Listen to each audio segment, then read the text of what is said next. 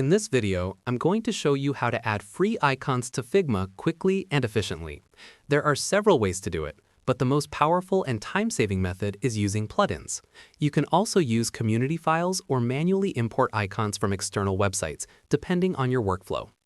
Let's start with the easiest method, using Figma plugins. Plugins allow you to search, preview, and insert icons directly into your canvas without ever leaving Figma.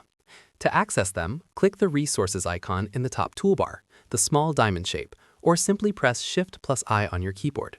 Then switch to the Plugins tab, search for a free icon plugin, and click Run. Within seconds, you'll be able to browse thousands of icons inside a floating panel. One of the most popular plugins is Iconify. It's completely free and open source, and it gives you access to over 275,000 vector icons.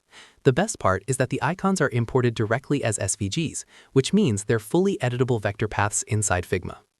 Another well-known option is the Noun project. It offers a massive library of high-quality icons across almost every category you can imagine. On the free plan, icons are typically inserted as PNG files, and if you want SVG access, you may need a subscription. If you're working with Google's design system, Material Design Icons is a great choice. It provides thousands of official Google icons completely free, and they integrate smoothly into modern UI projects. You can also use Font Awesome's free icon set through its plugin. It allows you to search and insert vector icons directly into your design, making it a solid option for web and app interfaces. Now, if you don't want to rely on plugins, another method is using Figma community files. Many designers publish complete free icon libraries as Figma files that you can duplicate into your drafts. Just go to the Figma community, search for free icons, and open a file that fits your style. Once it opens, you can copy the icons you need and paste them directly into your own project. This is especially useful when you want a consistent, curated icon set designed as a system.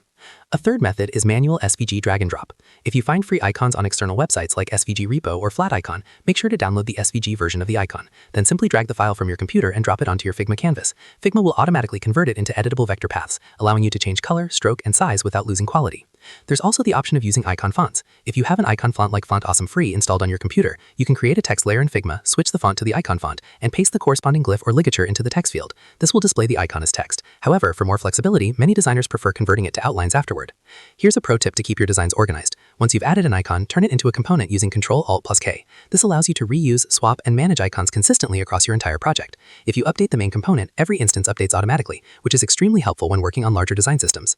Adding free icons to Figma is simple once you know the right tools. Whether you use plugins, community files, manual SVG imports, or icon fonts, you have complete flexibility to build clean, professional interfaces without spending anything.